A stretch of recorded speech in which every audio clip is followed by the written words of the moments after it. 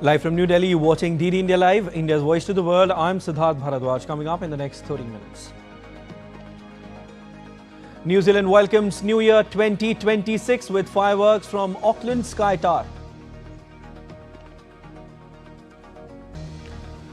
Cabinet approves construction of 6-lane greenfield access control Nasik Solapur Akkalkot corridor in Maharashtra.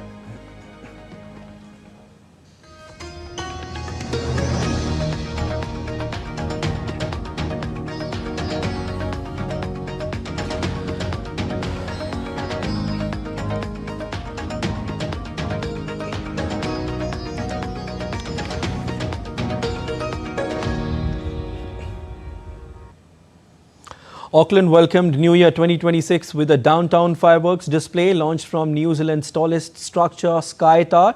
The 5-minute display involved 3,500 fireworks launched from various floors of the 240-metre Sky Tower. Smaller community events were cancelled across New Zealand's North Island on Wednesday due to forecasts of rain and possible thunderstorms.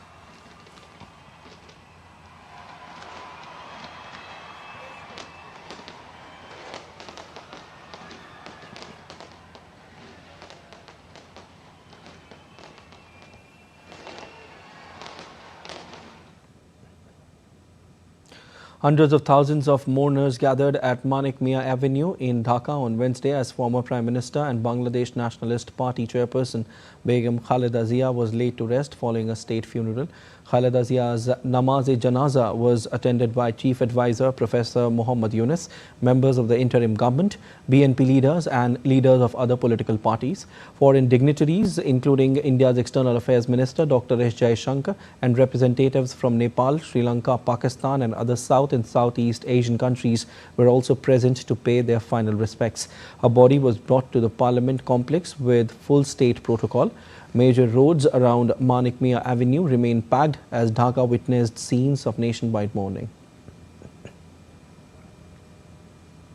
India's External Affairs Minister Dr. S. Jaishankar met Tariq Rahman, acting chairman of BNP and son of former PM of Bangladesh Begum Khaleda Zia, upon his arrival in Dhaka. The minister attended the funeral of former Bangladesh Prime Minister and Bangladesh Nationalist Party chairperson Khaleda Zia. The minister handed over to him a personal letter from Prime Minister Narendra Modi and also conveyed deepest condolences on behalf of the government and people of India. Begum Khaleda Zia was a towering figure in Bangladesh's politics. She led the Bangladesh Nationalist Party for decades and was the principal rival to Sheikh Hasina of the Awami League Party. Her remarkable political journey from widowhood to the nation's highest office shaped modern Bangladesh. The next report traces her life and legacy. Khaleda Zia, Bangladesh's first woman prime minister and three-time leader, has died in Dhaka at the age of 80. Her death marks the end of a political era. For decades, she and her arch-rival Sheikh Hasina dominated the nation's politics. Supporters call her the mother of democracy for restoring parliamentary rule after years of military control. She was largely unfamiliar with the political world until she was seemingly dragged into it following the assassination of her husband, President Ziaur Rahman, a military strongman turned politician, in an abortive army coup in 1981. A year later, she joined the Bangladesh Nationalist Party, founded by her late husband, and became its chairperson within 2 years. After the 1982 military coup by the then army chief, General H.M. Irshad, Zia initiated a movement for restoring democracy. In 1986, she boycotted a rigged presidential election, a move that helped boost her popularity. After the fall of the Irshad regime in December 1990, elections were held in February 1991, which the BNP won. Khaleda Zia became Bangladesh's first female prime minister and the second in the Muslim world after Pakistan's Benazir Bhutto. Her political life saw several ups and downs. The BNP briefly returned to power in 1996 and again in 2001. In 2006, Zia stepped down from office, handing over power to a caretaker administration. In September 2007, she was arrested on what her party claimed were baseless charges of corruption. In 2018, she was sentenced to 5 years in jail in a Zia Orphanage Trust case and later received a 7-year sentence in the Zia Charitable Trust case. In 2024, a day after Sheikh Hasina was ousted from power, Zia was granted a presidential pardon and released. The following day, she returned to politics with a massive rally, breathing new life into the BNP despite her ailing health.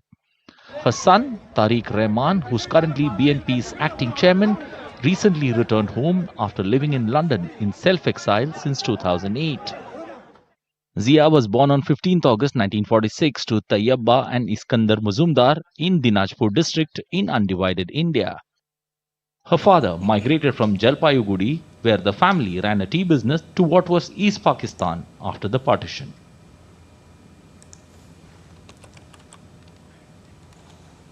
Cambodians welcomed 18 soldiers home after Thailand released them on Wednesday under a renewed ceasefire agreement by the two countries at the weekend.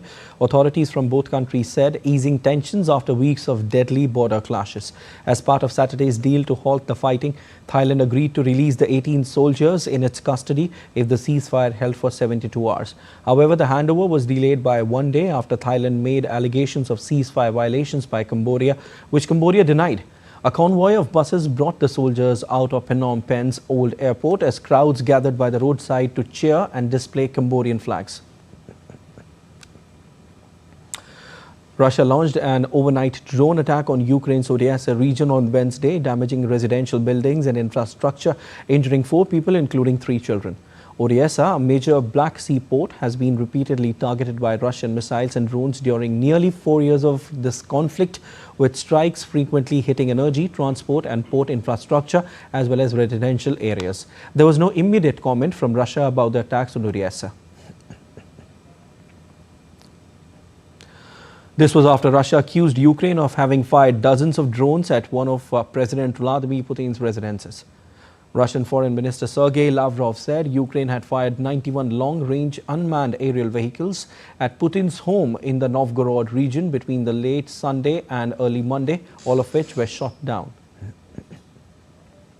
Reacting to this situation, European Union Foreign Policy Chief Kaja Kallas said on Wednesday that Russia's claim that Ukraine recently attacked key governmental sites in Russia is a deliberate distraction. Moscow aims to derail real progress towards peace by Ukraine and its Western partners. New York City Mayor-elect Zoran Mamdani announced more top posts for his incoming administration on Tuesday. Less than 48 hours before his swearing-in ceremony, he announced Dr. Helen Ortega, CEO of NYC Health Plus Hospitals Elmhurst, as his Deputy Mayor of Health and Human Services. If anyone should hold the public's trust in the work of transforming a healthcare system full of disparities and fighting for New Yorkers who most need the services our city can provide, it is the leader who has guided this institution through moments of adversity and success. I am proud to announce that Helen Ortega will serve as my Deputy Mayor of Health and Human Services. The Trump administration on Tuesday announced sanctions against Iran and Venezuela, targeting companies that have been involved in the production and sale of drones. The U.S. Treasury Department took aim at 10 individuals and entities based in Venezuela and Iran over issues including purchases of Iranian-designed drones. The administration is also sanctioning 3 Iran-based individuals in connection with efforts to acquire chemicals for ballistic missiles, as well as 2 companies and 3 people in Iran with connections to Iran's UAV and aerospace program. Among those impacted are Venezuelan company Empresa Aeronautica Nacional S.A. and its chair, Jose Jesus Urdaneta Gonzalez, which it said have acquired Iranian-designed UAVs. The new sanctions come as President Trump has ramped up pressure on Venezuela by imposing sanctions on President Nicolas Maduro and ordering military strikes on a facility he said was used as a dock for alleged drug boats. U.S. officials said the sanctions are intended to disrupt Iran-Venezuela cooperation that supports Tehran's military-industrial complex. Trump on Monday also warned to strike Iran if leaders pursue a nuclear weapon.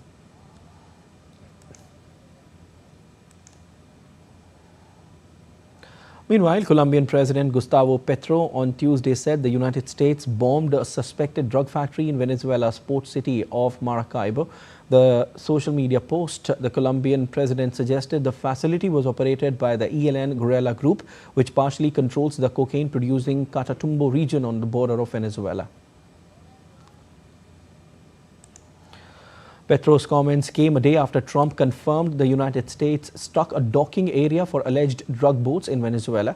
Earlier, Trump on Monday said the U.S. strikes happened in the dock area where they load the boats up with the drugs. Venezuela's government has not made any official comment on the land strike.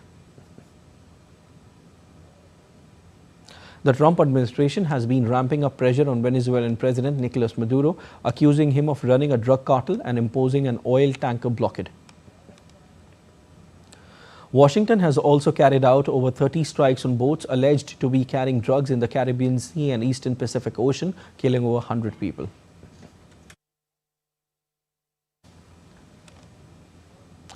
"2025 is almost over, the next year around the corner, and in countries around the world, the new year is traditionally welcomed with fireworks, including in Germany, but not everyone is happy about that. Lars Holter is with Deutsche Welle and joins me from Berlin. Hi Lars, what can you tell us, Lars?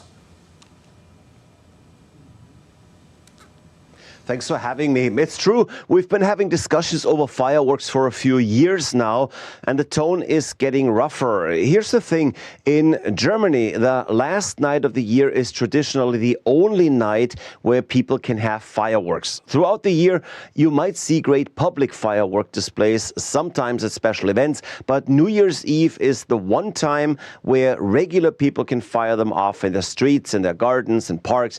And for millions, this is a cherished tradition. Not for me, to be quite honest, I don't care much about it, but millions do. And it's good business as well. Last year, people spent almost 200 million euros on fireworks. And as you might have guessed, fireworks companies make some 90% of their entire business around that one night a year. And why are there discussions over whether or not to keep this tradition alive then? Because we got a lot more aware of the downside of fireworks. There is obviously the environmental impact. There is trash. Some of it gets picked up in the days after the holiday, but parts of fireworks are just getting washed into the sewage system, or they're rotting away, hidden in the grass. There's also the pollution with fine dust. There's whatever gets into the drinking water. And then dog owners, for example, know how their animals are getting into a panic every year over the noise. Seniors are having problems with it as well, but even worse, especially in some of the bigger cities, fireworks have just been getting out of hand. People making their own, which is of course illegal, and many are overdoing it, packing fireworks almost like bombs and setting them up, damaging buildings sometimes. Every year, a handful of people get killed by fireworks, hundreds get injured across the country. And more police is always needed to keep everything in check. That too, of course, costs a lot of money, and people are just getting more aware of it, wondering if the tradition is worth keeping up. Okay, so what will the future bring, Lars? Well, this year we're still seeing fireworks more or less the way we've always had them, but the Secretary of the Interior has now brought up a fireworks ban, and that is after police had launched such an initiative and collected signatures nationwide. Many cities have also been experimenting with alternatives, sending up drones in elaborate formations and displays. And we might be seeing some of this kind of high-tech entertainment incorporated in the New Year's celebrations in Berlin and in Hamburg and some other larger cities. Now, the plus side here would be that we're not killing off an industry. In an ideal world, companies would just adapt their services, do less traditional fireworks, maybe send up drones or come up with other ideas, and we'd still have celebrations up and running, but with less of a downside. All right, thanks for that information, Lars. Thank you so much. We'll leave it with that. And still to come, this edition of DD India Live.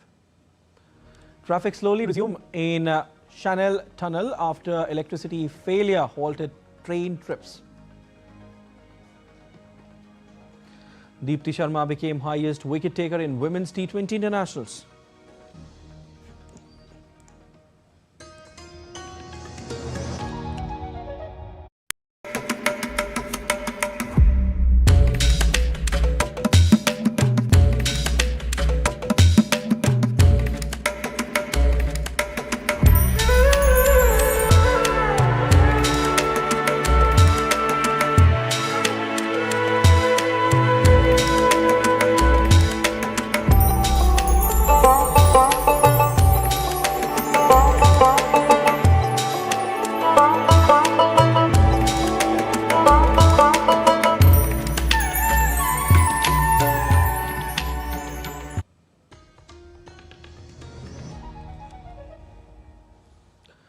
watching DD India Live. I'm Siddharth Bharadwaj, and traffic slowly resumed Wednesday in the Channel Tunnel after an electricity failure halted train trips connecting London to the European mainland as frazzled passengers arrived in France after hours trapped in a powerless train.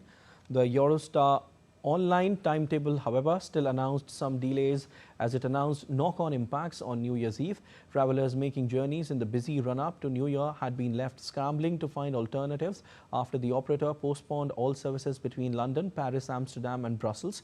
Eurostar said on its website that services have resumed today following a power issue in the Channel Tunnel yesterday and some further issues with rail infrastructure overnight. Guinea coup leader Mamadi Doumbouya has been elected president according to provisional results announced on Tuesday, completing the return to civilian rule in the bauxite and iron ore-rich West African nation. The provisional results announced on Tuesday showed Doumbouya winning 86.72% of the December 28 vote, an absolute majority that allows him to avoid a runoff. The Supreme Court has 8 days to validate the results in the event of any challenge. Doumbouya's victory, which gives him a 7-year mandate, was widely expected. The United Arab Emirates pulling its remaining forces out of Yemen after Saudi Arabia backed a call for UAE forces to leave within 24 hours, deepening a crisis between the two Gulf powers and oil producers. Hours earlier, Saudi-led coalition forces had attacked the southern Yemeni port of Mukalla. The airstrike on what Riyadh said was a UAE-linked weapons shipment was the most significant escalation to date in a widening rift between the two Gulf monarchies. In Washington, the U.S. State Department said Secretary of State Marco Rubio spoke with the Saudi and UAE foreign ministers about tensions in Yemen and other issues affecting security in the Middle East. On the eve of New Year 2026, President Draupadi Murmu conveyed her heartfelt greetings and best wishes to citizens across the country and abroad. In her message, President Murmu said, and I quote, "On the joyous occasion of New Year, I extend my heartiest greetings and best wishes to all Indians in the country and abroad. The New Year symbolizes renewed energy and positive change. It is also an opportunity for self-reflection and fresh resolutions. On this occasion, let us further strengthen our commitment to the nation's development, social harmony and environmental protection. May the year 2026 bring peace, happiness and prosperity into our lives and infuse new energy to build a stronger and more prosperous India." Unquote. The Union Cabinet, chaired by Prime Minister Narendra Modi, has approved the construction of the 374-kilometer 6-lane greenfield access-controlled Nashik-Solapur-Akkalkot corridor in Maharashtra at a capital cost of 19,142 crore rupees. Briefing the media about the cabinet decisions, Union Minister Ashwini Vaishnav said that the project will improve connectivity between key regional cities including Nashik, Ahilya and Solapur, while linking major expressways under the PM Gati Shakti National Master Plan. The corridor is expected to reduce travel time by up to 17 hours and shorten the distance by 201 kilometers, enhancing logistics efficiency and economic growth in the region. Corridor बहुत important है। कई बड़े शहरों को और कई बड़े industrial centres को जोड़ेगा। नासिक, अहिल्यानगर, धाराशिव, शोलापुर, इन सब जिलों को जोड़ेगा। 2 साल में इसका कंस्ट्रक्शन पूरा होगा। 374 किलोमीटर का प्रोजेक्ट है और 19,142 करोड़ रुपीस का इसमें इन्वेस्टमेंट होगा। In a separate decision, the cabinet also approved the widening and strengthening of a 243-kilometer stretch of NH 326 in Odisha from Mohana to Koraput at a cost of over 1,526 crore under the EPC mode. Second project Orissa का है। National highway 326 Orissa के interior areas को connect करने वाला है। ये Koraput area है। ये वाला एरिया कोरापुट एरिया है। यहाँ से अंदर ही अंदर रायगढ़ होते हुए मोहना यानी आपके कोस्ट से काफ़ी दूर है, काफ़ी इंटीरियर एरिया है। इस हाईवे का वाइडनिंग और स्ट्रेंथनिंग आज अप्रूव हुआ है कैबिनेट में। माननीय प्रधानमंत्री जी ने आज कैबिनेट में इस प्रोजेक्ट को अप्रूव किया। 206 किलोमीटर्स का ये प्रोजेक्ट है जिसमें इन्वेस्टमेंट 1,526 करोड़ रुपीस का होगा और ये गवर्नमेंट के पूरे इन्वेस्टमेंट ईपीसी मॉडल पे ये किया जाएगा. India's Defence Research and Development Organization successfully conducted a twin launch of Pralay missiles off Odisha, fired in quick succession from the same launcher during evaluation trials. Both missiles met all flight objectives confirmed by tracking and telemetry systems. Pralay is an indigenously developed solid propellant quasi-ballistic missile for high-precision strikes and multiple warheads. The tests were witnessed by senior DRDO officials and armed forces representatives. Defence Minister Rajnath Singh praised the launch for proving the missile's reliability, and DRDO Chairman Dr. Samir V. Kamath said it is now close to induction. An exercise Desert Cyclone 2 concluded with a closing ceremony at Al Hamra training city in Abu Dhabi, marking a major milestone in the defence partnership between India and UAE. Held from 18th to 30th of December, the second edition of the India-UAE joint military exercise brought together troops of the Indian Army and the UAE land forces for intensive joint training focused on urban warfare and sub-conventional operations. The exercise combined classroom instruction with realistic field drills aimed at enhancing interoperability and mutual trust. Troops trained in urban combat techniques, IED awareness, casualty evacuation, and air assault missions. Kannadigas in Dubai rejoiced as Prime Minister Narendra Modi praised Kannada Pathshala during his Mann Ki Baat program. Families expressed happiness over the recognition of their voluntary efforts to teach children the Kannada language, keeping them connected to their roots even while living abroad. The initiative began in 2014 with volunteers securing permission from Sutur Mat Sir Shivaratri Deshi Kendra Swamiji to run free Kannada classes at JSS Private School. The program, now online due to COVID-19, runs for students aged 6 to 16 across 3 levels. This year, 1,436 students are enrolled in 40 virtual classrooms with 20 teachers. The initiative has expanded beyond Dubai to other Gulf countries and the UK, and organizers hope to invite the Prime Minister for the valedictory program on April 26 next year. Prime Minister Modi ji mentioned our UAE Kannada Pathshala about his on his Mann Ki Baat 28th of this month. We started of 2014 Kannada Pathshala with very limited of 45 students with 24 teachers. This is the best time to thanks for all the teachers behalf of all the Kannadigas, especially in this Arabic country. We teach Kannada language, write and read for our Kannadiga students. I'd like to thank Modi ji for bringing out the awareness of Kannada Pathshala Dubai, which has been happening for the last 12 years to spread Kannada literacy among NRI children here in Dubai. Basically, we started this initiative due to our illiteracy of mother tongue in NRI Kannadiga children. For that, we, association of friends put together, we thought, okay, how to teach our children mother tongue? Because it is very difficult to teach them at home, because children need school environment to learn the language. So then, Star India all-rounder Deepti Sharma scripted history by becoming the highest wicket taker in women's T20I, overtaking Australia's Megan Schutt, when she in fact clinched her 152nd scalp during the 5th and last game against Sri Lanka in Thiruvananthapuram on Tuesday. The player of the tournament in India's recent historic ODI World Cup triumph completed the feat by dismissing Nilashika Silva in the 14th over of the Sri Lanka's chase of 176. The 28-year-old now has 152 wickets in 133 matches at an average of 19 and economy rate of 6.12. Earlier in this series that India won 5-0, Deepti became first cricketer across men's and women's internationals to score 1,000 runs and take 150 wickets in T20Is. Rashid Khan will lead Afghanistan at the T20 World Cup next year as they named their 15-member squad for the tournament in India and Sri Lanka. The same side will also play West Indies in a 3-match T20I series in the UAE in the lead-up. Afghanistan's squad includes left-arm quick Fazal Haq Farooqi, off spinner Mujibur Rahman, all-rounder Gulbuddin Naib, and right arm seamer Naveen ul Haq. Both Farooqi and Naib were left out of the white ball tour of Bangladesh in October but are back ahead of the T20 World Cup.